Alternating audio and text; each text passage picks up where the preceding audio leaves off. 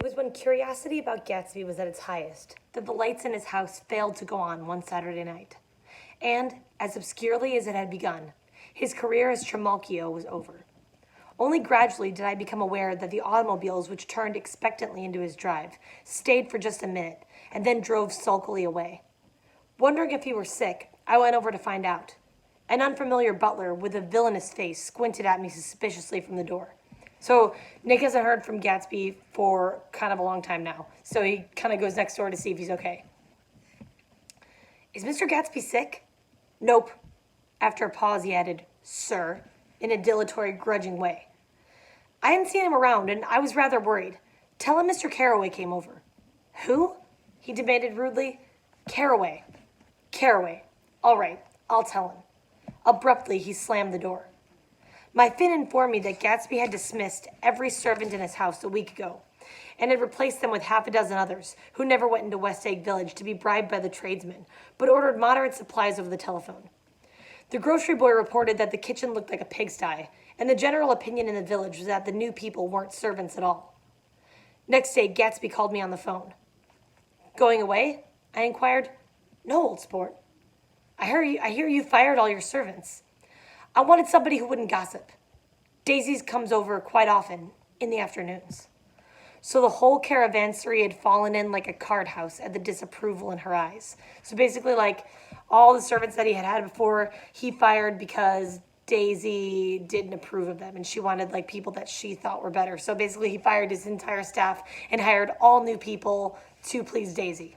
So Gatsby's telling Nick that Daisy comes over a lot in the afternoon, so they kind of, like, have this affair going now. There's some people Wolfsheim wanted to do something for. They're all brothers and sisters. They used to run a small hotel. I see. He was calling up at Daisy's request. Would I come to lunch at her house tomorrow? Miss Baker would be there. Half an hour later, Daisy herself telephoned and seemed relieved to find that I was coming. Something was up. And yet, I couldn't believe that they would choose this occasion for a scene, especially for the rather harrowing scene that Gatsby had outlined in the garden. The next day was broiling, almost the last, certainly the warmest of the summer. So, okay, Gatsby and Daisy both invite Nick over to Daisy and Tom's house for lunch the next day. So they say, so it's supposed to be everybody there, including Jordan. So Nick's like on his way over right now. As my train emerged from the tunnel into sunlight, only the hot whistles of the National Biscuit Company broke the simmering hush at noon. The straw seats of the car hovered on the edge of combustion. The woman next to me perspired delicately for a while into her white shirtwaist, and then, as her newspaper dampened under her fingers, lapsed despairingly into deep heat with a desolate cry. Her pocketbook slapped to the floor. "Oh my," she gasped. I picked it up with a weary bend and handed it back to her, holding it at arm's length and by the extreme tip of the corners to indicate that I had no designs upon it. But everyone nearby, including the woman, suspected me just the same. "Hot," said the conductor to the familiar faces. "Some weather. Hot, hot, hot. Is it hot enough for you? Is it hot?" My commutation ticket came back to me with a dark stain from his hand. That anyone should care in this heat whose flushed lips he kissed, whose head made damp the pajama pocket over his heart. Okay, so basically it's like one of those insanely hot days. Like they're saying it's like the hottest day of the summer. So like I know like we've all experienced this before. It's like days in the summer where like even if you like move a little bit, you just immediately start sweating and it's just like gross and disgusting, like humid outside where the air is like thick and it's hard to breathe. So now Nick's in East Egg now. He's at Daisy and Tom's. Through the hall of the Buchanan's house blew a faint wind, carrying the sound of the telephone bell out to Gatsby and me as we waited at the door. "The master's body," roared the butler into the mouthpiece. "I'm sorry, madame, but we can't furnish it. It's far too hot to touch this noon." What he really said was, "Yes, yes, I'll see." He set down the receiver and came toward us, glistening slightly to take our stiff straw hats. "Madame expects you in the salon," he cried, needlessly indicating the direction. In this heat, every extra gesture was an affront to the common store of life. The room, shadowed well with awnings, was dark and cool. Daisy and Jordan lay upon an enormous couch, like silver idols weighing down their own white dresses against the singing breeze of the fans. "We can't move," they said together. Jordan's fingers, powdered white over their tan, rested for a moment in mine. "And Mr. Thomas Buchanan, the athlete?" I inquired. Simultaneously, I heard his gruff voice, muffled, husky at the hall telephone. Gatsby stood in the center of the crimson carpet and gazed around with fascinated eyes. Daisy watched him and laughed, her sweet, exciting laugh. A tiny gust of powder rose from her bosom into the air. "The rumor is," whispered Jordan, "that that's Tom's girl on the telephone." We were silent. The voice in the hall rose high with annoyance. "Very well, then, I won't sell you the car at all. I'm under no obligations to you at all. And as for your bothering me about it at lunchtime, I won't stand for that at all." Okay, so it's not, we can kind of tell just from that part, that's not Myrtle that Tom's talking on the phone to. It's Wilson about the car he's supposed to sell him. "Holding down the receiver," said Daisy cynically. "No, he's not," I assured her. "It's a bona fide deal. I happen to know about it."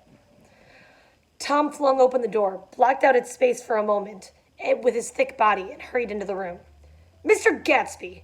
He put out his broad, flat hand with well-concealed dislike. "I'm glad to see you, sir. Nick." "Make us a cold drink," cried Daisy. As he left the room again, she got up and went over to Gatsby and pulled his face down, kissing him on the mouth. So, it's getting real intense. So, this chapter just builds and builds. So, okay, Tom exits the room and then Daisy kisses Gatsby, the moment he's out. "You know I love you," she murmured. "You forget there's a lady present," said Jordan. Daisy looked around doubtfully. "You kissed Nick, too. What a low, vulgar girl." "I don't care," cried Daisy, and began to clog on the brick fireplace. Then she remembered the heat and sat down guiltily on the couch, just as a freshly laundered nurse leading a little girl came into the room. "Blessed precious," she crooned, holding out her arms. "Come to your own mother that loves you."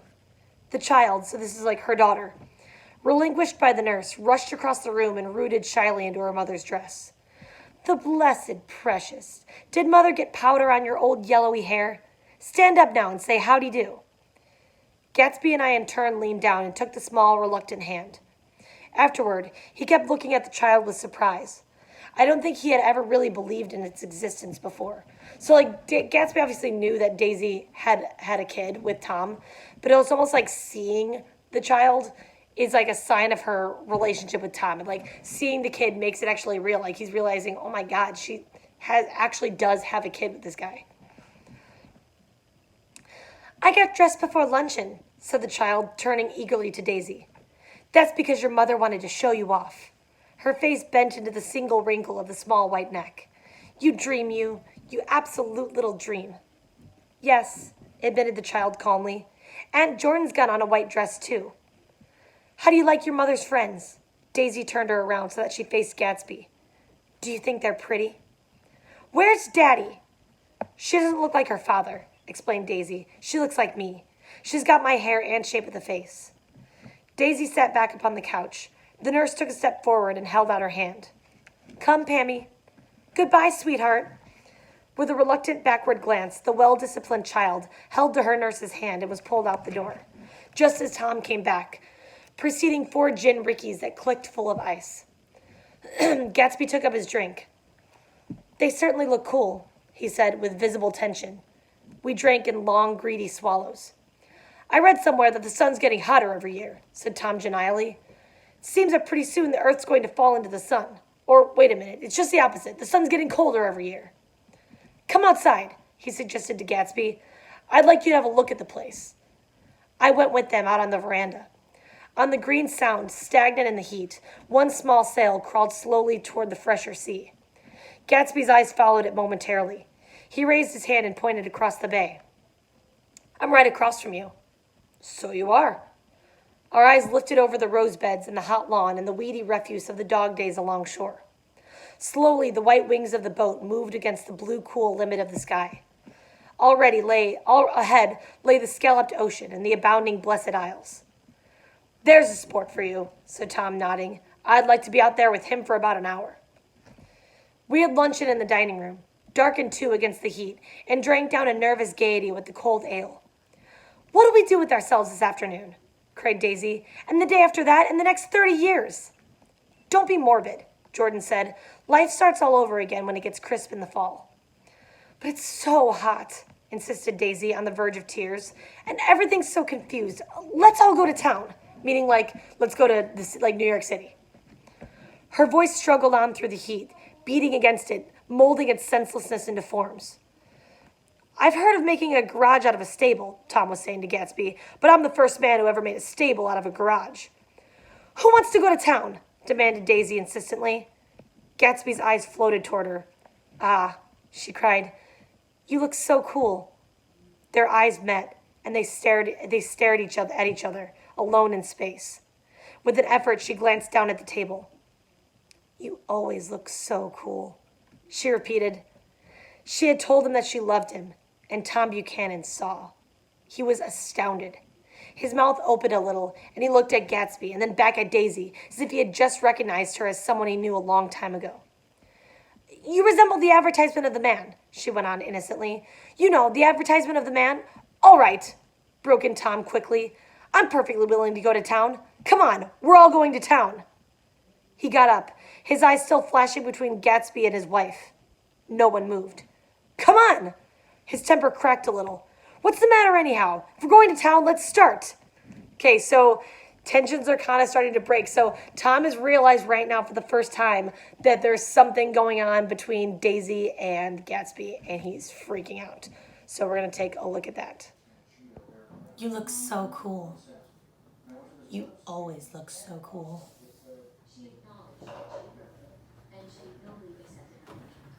All right, let's go to town. Come on. You all are talking about going to town. If we're going to go, let's go.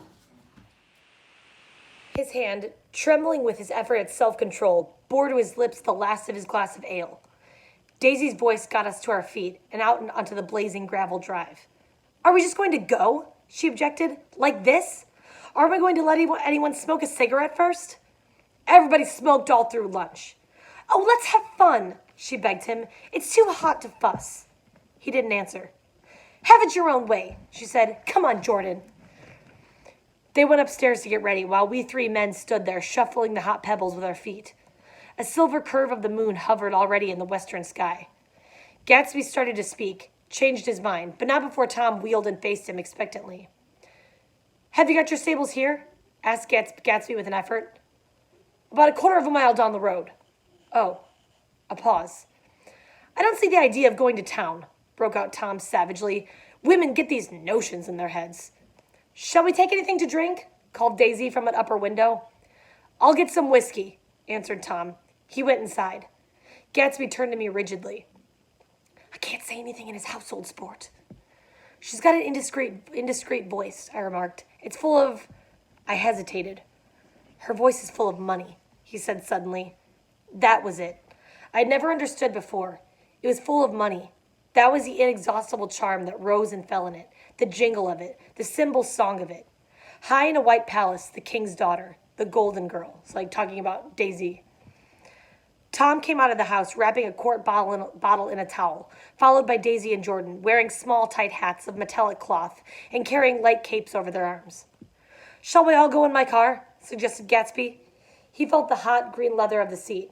I ought to have left it in the shade. Is it a standard shift? Demanded Tom. Yes. Will you take my coupe and let me drive your car to town? The suggestion was distasteful to Gatsby. I don't think there's much gas, he objected. Plenty of gas, said Tom boisterously. He looked at the gauge. And if it runs out, I could stop at a drugstore. You could buy anything at a drugstore nowadays. So it's like little dig at Gatsby, because basically Kay's trying to tell Gatsby that he knows that his like drugstore thing is a lie, and that he knows that he's like a shyster, basically. A pause followed this apparently pointless remark. Daisy looked at Tom frowning, and an indefinable expression, at once definitely unfamiliar and vaguely recognizable, as if I had only heard it described in words, passed over Gatsby's face. Come on, Daisy, said Tom, pressing her with his hand toward Gatsby's car. I'll take you in this circus wagon. He opened the door, but she moved out from the circle of his arm. You take Nick and Jordan. We'll follow you in the coupe. She walked close to Gatsby, touching his coat with her hand. Jordan and Tom and I got into the front seat of Gatsby's car. Tom pushed the unfamiliar gears tentatively, and we shot off into the oppressive heat, leaving them out of sight behind. So Daisy kind of made like a really big power move there. So she's like, no, Tom, you can go with Nick and Jordan in Gatsby's car, and I'll follow. Gatsby and I will follow you in our car. Did you see that? Demanded Tom. See what? He looked at me keenly, realizing that Jordan and I must have known all along. You think I'm pretty dumb, don't you? He suggested. Perhaps I am, but I have almost a second sight sometimes that tells me what to do. Maybe you don't believe that, but science. He paused. The immediate contingency overtook him, pulled him back from the edge of the theoretical abyss. I've made a small investigation of this fellow, he continued. I could have gone deeper if I'd known. Do you mean you've been to a medium? Inquired Jordan humorlessly. What? Confused, he stared at us as we laughed. A medium? About Gatsby. About Gatsby? No, I haven't. I said I've been making a small investigation of his past. And you found he was an Oxford man, said Jordan helpfully. An Oxford man. He was incredulous. Like hell he is. He wears a pink suit. Nevertheless, he's an Oxford man.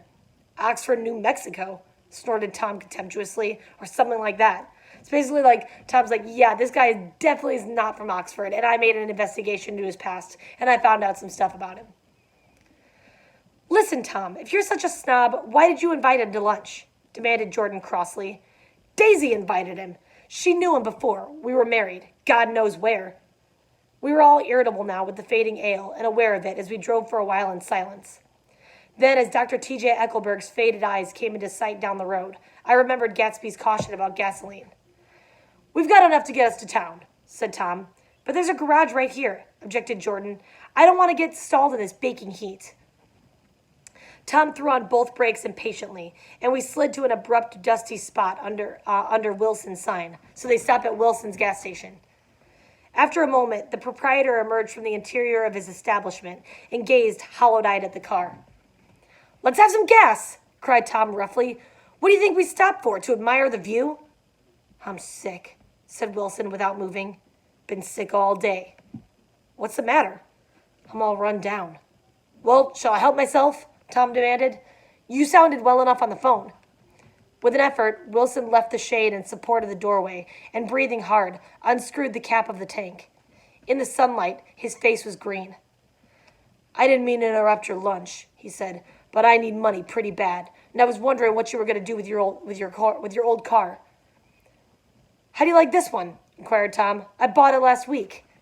It's a nice yellow one, said Wilson, as he strained at the handle. Like to buy it? Big chance. Wilson smiled faintly. No, but I could make some money on the other. What do you want money for all of a sudden? I've been here too long. I want to get away. My wife and I want to go west. Your wife does? Exclaimed Tom, startled. She's been talking about it for 10 years. He rested for a moment against the pump, shading his eyes. And now she's going whether she wants to or not. I'm going to get her away. The coupe flashed by us with a flurry of dust and the flash of a waving hand. What do I owe you? Demanded Tom harshly. I just got wised up to something funny the last 2 days, remarked Wilson. That's why I want to get away. That's why I've been bothering you about the car. What do I owe you? $1.20. Okay, so Tom's worlds right now are crashing and colliding. He just found out that his wife has something going on with Gatsby. And now he hears from Wilson that Wilson is going to take his wife, Myrtle, who's Tom's mistress, and move away. So Wilson kind of makes a mention. He says, yeah, well, we've been talking about moving, but now my wife's going whether she wants to or not. I just got wised up to something funny the last 2 days. Basically, Wilson's saying he figured out that his wife has been having an affair, but he doesn't know that it's with Tom. So let's check that out. Wilson! Let's have some gas! To do it myself? What? Why were you saying you needed money a little bit ago? What's that all about? My wife and I are moving out west. We've been talking about it for years, but now she's going whether she wants to or not. I just got wised up to something funny these last 2 days.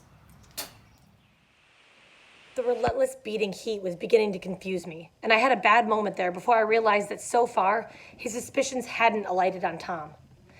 Talking about Wilson. He had discovered that Myrtle had some sort of life apart from him, in another world, and the shock had made him physically sick. I stared at him, and then at Tom, who had made a parallel discovery less than an hour before, and it occurred to me that there was no difference between men, in intelligence or race, so profound is the difference between the sick and the well. Wilson was so sick that he looked guilty, unforgivably guilty, as if he had just got some poor girl with child. "I'll let you have that car," said Tom. "I'll send it over tomorrow afternoon." That locality was always vaguely disquieting. Even in the broad glare of afternoon, I now turned my head as though I had been warned of something behind. Over the ash heaps, the giant eyes of Dr. T.J. Eckelberg kept their vigil, but I perceived, after a moment, that other eyes were regarding us with peculiar intensity from less than 20 feet away. In one of the windows over the garage, the curtains had moved aside a little, and Myrtle Wilson was peering down at the car. So engrossed was she that she had no consciousness of being observed, and one emotion after another crept into her face like objects into a slowly developing picture. Her expression was curiously familiar. It was an expression I had often seen on women's faces, but on Myrtle Wilson's face, it seemed purposeless and inexplicable, until I realized that her eyes, wide with jealous terror, were fixed not on Tom, but on Jordan Baker, whom she took to be his wife. Okay, so it's getting intense. So right now, Tom and Nick and Jordan are at Wilson's garage, and they're in Gatsby's car. Okay, so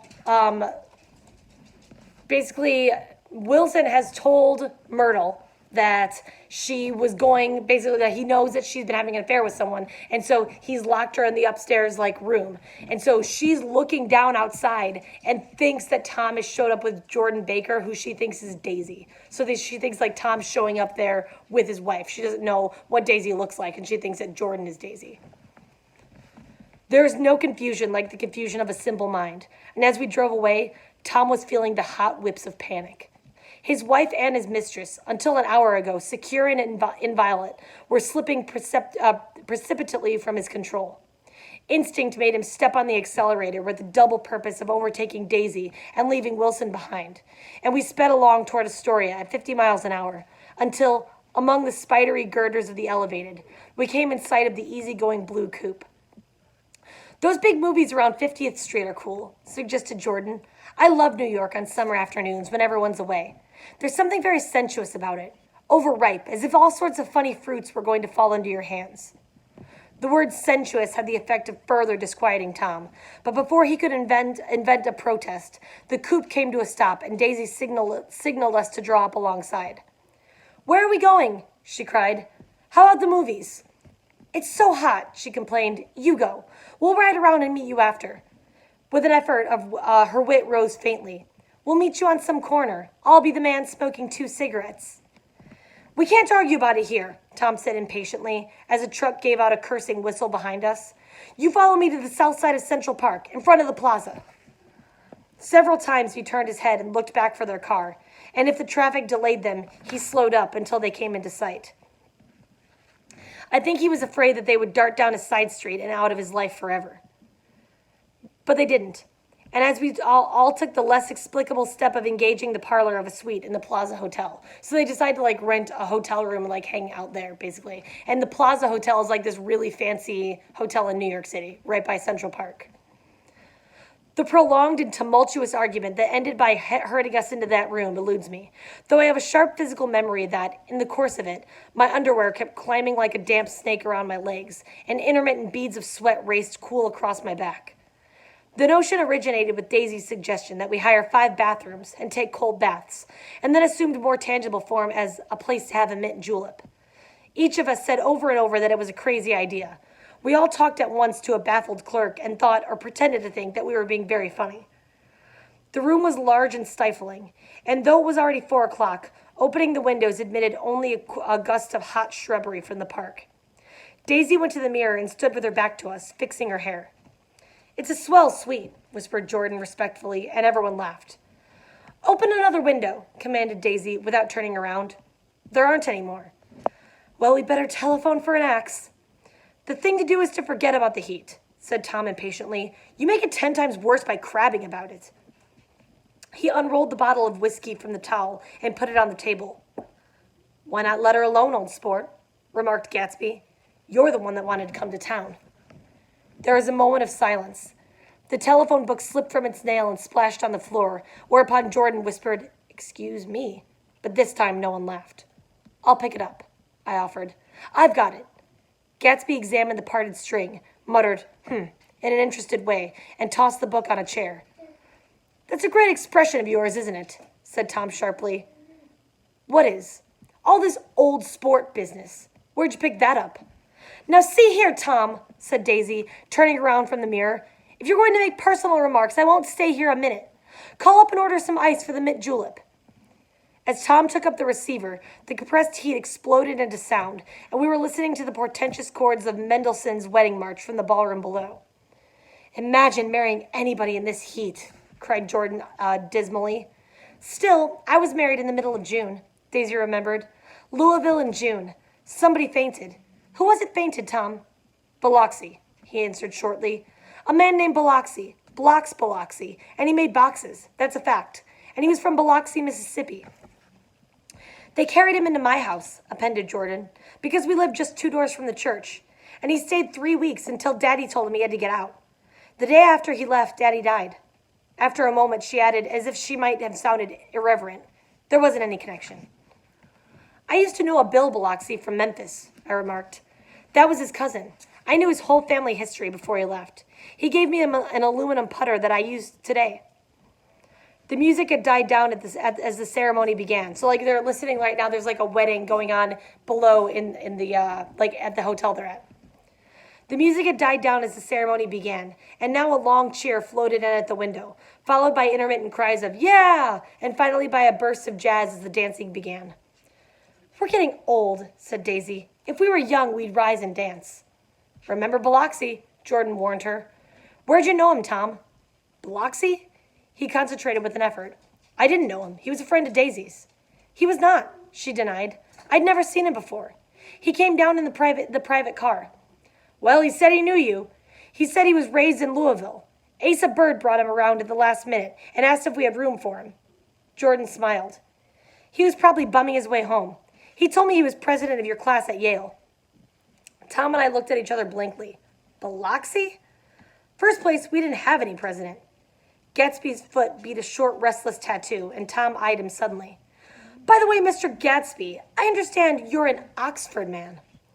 Not exactly. Oh, yes, I understand you went to Oxford. Yes, I went there. A pause. Then Tom's voice, incredulous and insulting. You must have gone there about the time Biloxi went to New Haven. Another pause. Basically, Tom has found things out about Gatsby, and he's trying to prove that he's been lying. A waiter knocked and came in with crushed mint and ice, but the silence was unbroken by his thank you and the soft closing of the door.